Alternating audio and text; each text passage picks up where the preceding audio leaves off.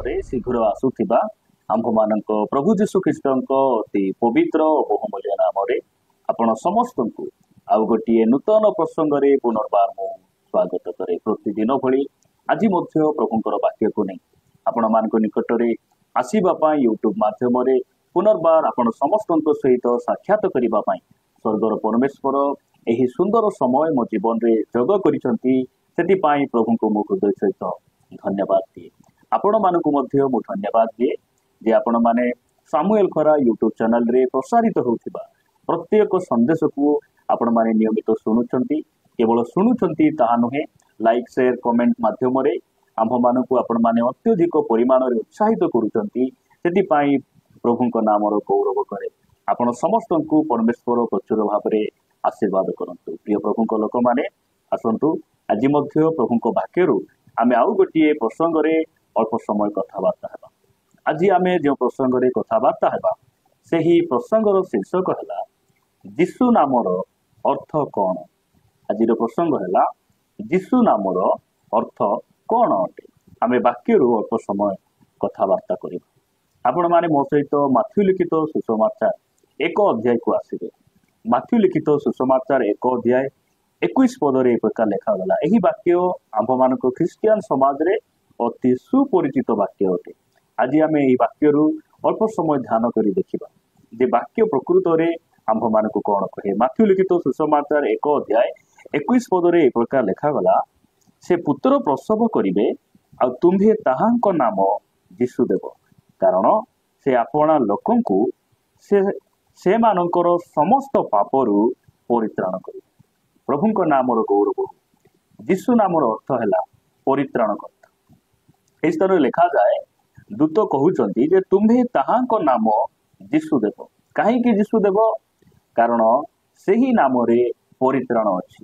ଯୀଶୁ ନାମର ଅର୍ଥ ହେଲା ପରିତ୍ରାଣକର୍ତ୍ତା, ଉଦ୍ଧାରକର୍ତ୍ତା। ଅନେକ ସମୟରେ ଆମର ଖ୍ରୀଷ୍ଟିଆନ ସମାଜର ଭାଇ ଭଉଣୀ ମାନେ କହନ୍ତି ଯୀଶୁ ଆମର ପାପ କ୍ଷମାକାରୀ। ଯୀଶୁ ନାମର ଅର୍ଥ ଆମର ପାପ କ୍ଷମାକାରୀ। ହଁ, ଯୀଶୁ ନାମରେ ପାପ କ୍ଷମା ରହିଛି। ଯୀଶୁ ଆମ୍ଭମାନଙ୍କର ପାପ ନିମନ୍ତେ ସେ ମୃତ୍ୟୁ ଭୋଗ କଲେ। କେବଳ ଏତିକି ନୁହେଁ, ପ୍ରଭୁ ଯୀଶୁ ଖ୍ରୀଷ୍ଟ ଆମ୍ଭମାନଙ୍କର ପରିତ୍ରାଣକର୍ତ୍ତା ଅଟନ୍ତି, ଆମ୍ଭମାନଙ୍କର ଉଦ୍ଧାରକର୍ତ୍ତା ଅଟନ୍ତି। ଯୀଶୁ ନାମର ଅର୍ଥ ହେଲା ପରିତ୍ରାଣକର୍ତ୍ତା। ଆମର ପାପ କେବଳ ସେ କ୍ଷମା କରିବା ପାଇଁ ଆସିଲେ ନାହିଁ, ଆମର ପାପରୁ ଆମକୁ ସମ୍ପୂର୍ଣ୍ଣ ଭାବରେ ଉଦ୍ଧାର କରିବା ପାଇଁ ଆସିଲେ। ଉଦ୍ଧାର କରିବା ପାଇଁ ଆସିଲେ। ଯଦି ଆଜି ଆମେ ଜଗତ ପଛରେ ଯାଇନାହୁଁ, ଜଗତର ବନ୍ଧନରୁ, ସାଂସାରିକ ମନୋଭାବରୁ ଯଦି ଆମେ ମୁକ୍ତ ହେଇଛୁ, ଫେରି ଆସିଛୁ, ଆଜି ଆମେ ପବିତ୍ର ଜୀବନ ଯାପନ କରୁଛୁ, ଆମେ ନିଜର କ୍ରିୟାକର୍ମରୁ ନୁହେଁ, ନିଜର ଦାନ ଦେବାରୁ, ନିଜର ବିଶ୍ୱସ୍ତତା ନୁହେଁ, ଏହା ଯୀଶୁ ଖ୍ରୀଷ୍ଟଙ୍କର ନାମ। ସେହି ନାମ ଆଜି ଆମ୍ଭମାନଙ୍କୁ ଉଦ୍ଧାର କରିଛି, ପରିତ୍ରାଣ ଦେଇଛି। ତାହାଙ୍କ ନାମର ଗୌରବ ହଉ। ସେଥିପାଇଁ ଯୀଶୁ ନାମର ଅର୍ଥ ହେଲା ପରିତ୍ରାଣକର୍ତ୍ତା, ପରିତ୍ରାଣକର୍ତ୍ତା, ଉଦ୍ଧାରକର୍ତ୍ତା।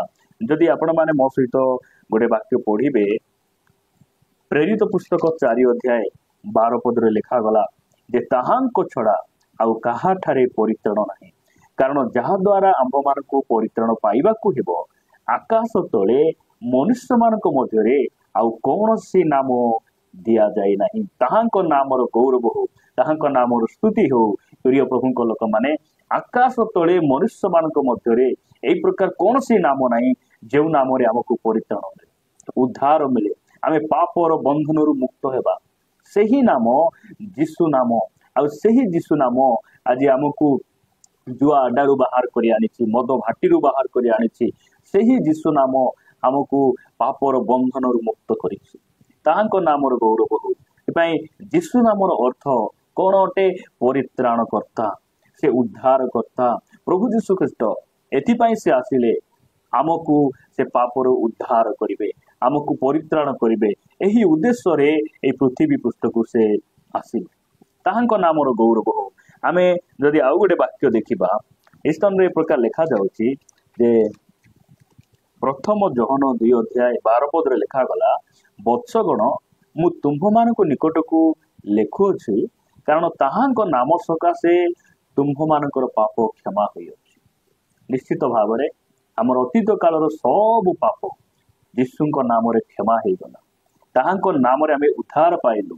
ଆମେ ଆମର ପାପରୁ आमर पूर्व पुरुषर अभिशापरू सबु पाप अभिशापरू आमे मुक्त हेलु केमिति मुक्त हेलु यीशु नाम रे यीशुଙ୍କ नाम रे आमे आमर पापरू आमे क्षमा पाइछु आमे मुक्त हेइछु ताहांको नामर स्तुति हो केवल आमे जे क्षमा पाइलु ताहा नुहे प्रिय भाई भणी माने आमको से पापरू उद्धार कले यीशु नामर अर्थ हैला परित्राणकर्ता उद्धारकर्ता पाप क्षमा आ परित्राण यह भिन्न अटे पाप क्षमा पाइबा एवं उद्धार पाइबा परित्राण पाइबा यह भिन्न अटे पापरू आमको उद्धार करिबा पई आसिले मुक्त करिबा पई आसिले उदाहरण स्वरूप आम घर पाखरे जदि कौनसी रास्ता काम चलुछि घर पाखरे गात अछि आमर पुओ साइकेल चलाउछि ताकू बार बार कहिला परे मध्य से कथा न मानी गातरे जेतेबेले पड़ी जाउछि जदि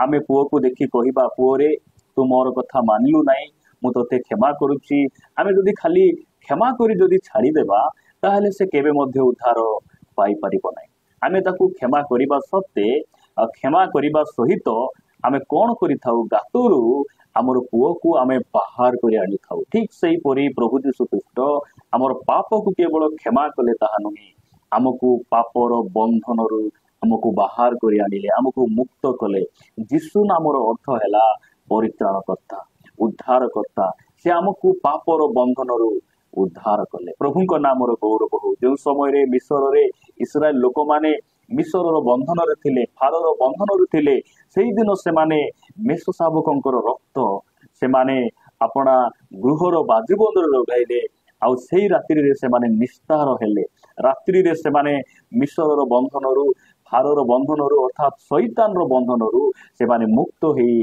से माने इस किणान को जीवा पाई से माने यात्रा कले प्रिय प्रभु को लोक माने सेही मेष शावक आंभ मानकर प्रभु यीशु ख्रीष्ट आज को 2000 वर्ष तले से आसी अपना रक्त झरई आमको कौन कले पापरू परित्राण कले उद्धार कले आम संसार से मुक्त कले ताहांको नामर गौरव हो सेतिपाई दिने बाप्तिजिक जोहन यीशु को ताहांको निकट को आसीबा समय रे से देखि कहिले एही देखो ईश्वर को मेष शावक ए जगतर पाप को बही नहीं जाती ताहांको नामर गौरव हो आज मध्य आपणकर एवं मोर जदि कौनसी पाप अच्छी कौनसी कु अभ्यास अच्छी आज मध्य जदि आमे यीशु को दे देबा हमर पाप को बही नहीं जीवा पाई आज मध्य से प्रस्तुत अछंती प्रिय प्रभु को लोक माने प्रभु आमान को अनुग्रह करंतु आमे हमर सब पाप को दे देबा से हमर पाप को बही नहीं जीवे बंधन रो हमको मुक्त करिवे आ हमको से विश्राम देबे आमे विश्राम प्राप्त हेबा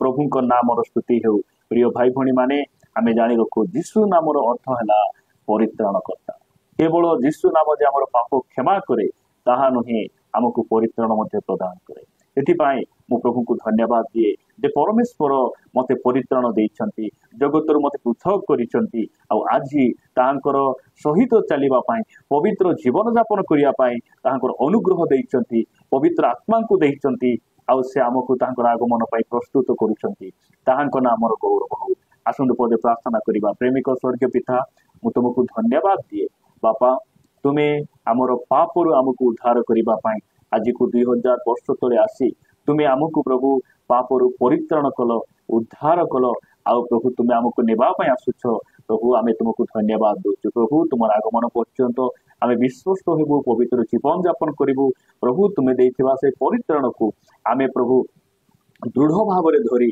तुमर आगमन पाई आमे अपेक्षा रहिबु तुमे आमानकु सहायता करो गौरव महिमा तुमको दे प्रार्थना यीशुଙ୍କ नामरे मागुछु पिता आमेन आमेन प्रभुଙ୍କ नामर गौरव हो प्रभु आम समस्त को आशीर्वाद करंतु प्रभुଙ୍କର अनुग्रह हेले आउ गोटे प्रसंग रे परस्पर साक्षात करी तांकर राज्य रे मते बढ़ुथिबा रहिबा नमस्कार गॉड ब्लेस यू।